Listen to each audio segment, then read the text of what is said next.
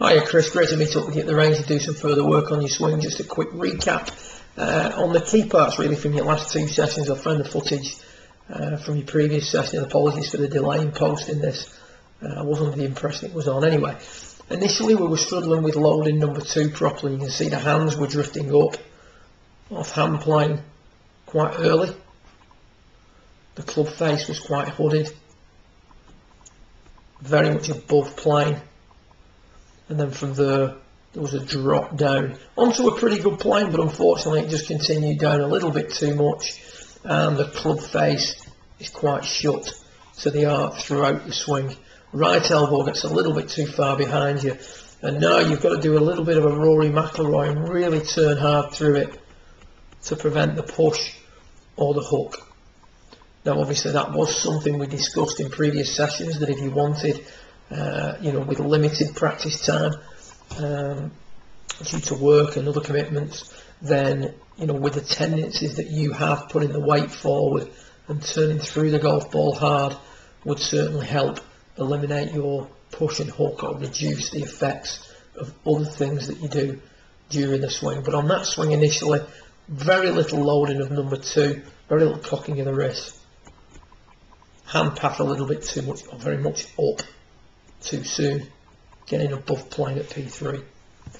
So the first thing we did in this session was encourage you to load accumulator 2 quicker. We shortened the arm swing. We talked about the inward component of the hands as well.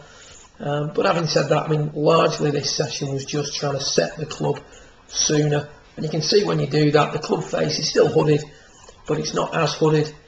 The hand path is improved slightly as well.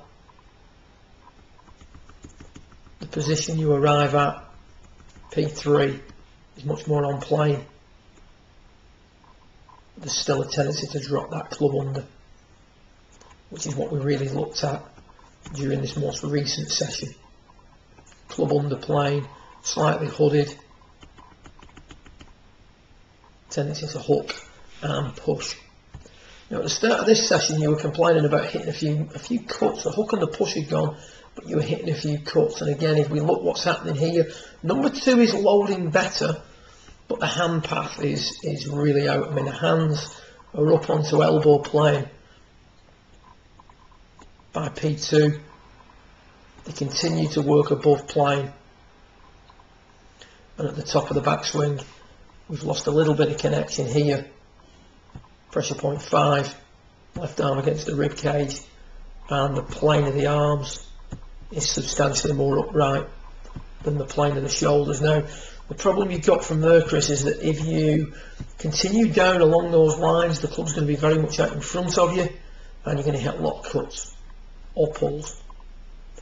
So in an attempt to prevent that happening, you can see a drop of the butt of the club. You can see the butt of the club working under, really from sort of P3.6 onwards. It's almost like a Furyk move. The butt of the club looping under plane, club very much inside at that point, and again we've got to turn through it excessively in order to hit the ball. You do that very well, but having said that, it's not the lowest maintenance golf swing or most efficient golf swing you can make.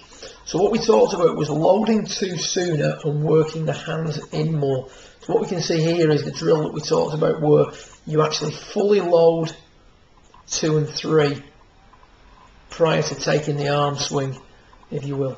So we're going to make sure that 2 and 3 are fully loaded without the arms wandering away from you towards me on that image, or away from the target towards the screen, if you will. So from that fully loaded position, you now can concentrate on getting the left shoulder to work down and the hand path to work in. Much better at P3.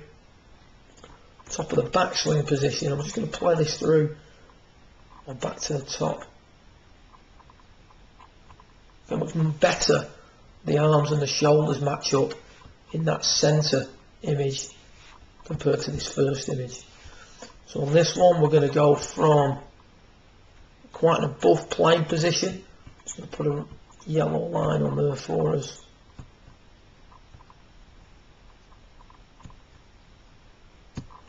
P4.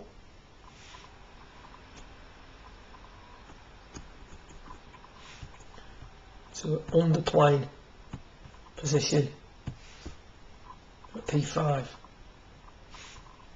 On this now, the club is less above plane, and as a result doesn't need to loop in, and at P5 you're much more on elbow plane. That results in a club that's far less under plane at P6, which as a result requires much less of a turning through the golf ball on the way through. And you can see there you hit that one at the toe end, because from P6 you didn't have to turn through it excessively, but you still want to. So the drill we've given you to work on and the sequencing is, whilst hitting some shots, fully load number 2, fully load number 3 without the arms wandering away from you. You take that at P2 every time, and then from there get the arms in at P3. Really good position at that one. And the feeling then in the downswing is that you're going to hit a little bit of a pull to prevent that club working under plane. You can see that one set off beautifully online. Slight little push draw on that. Brilliant.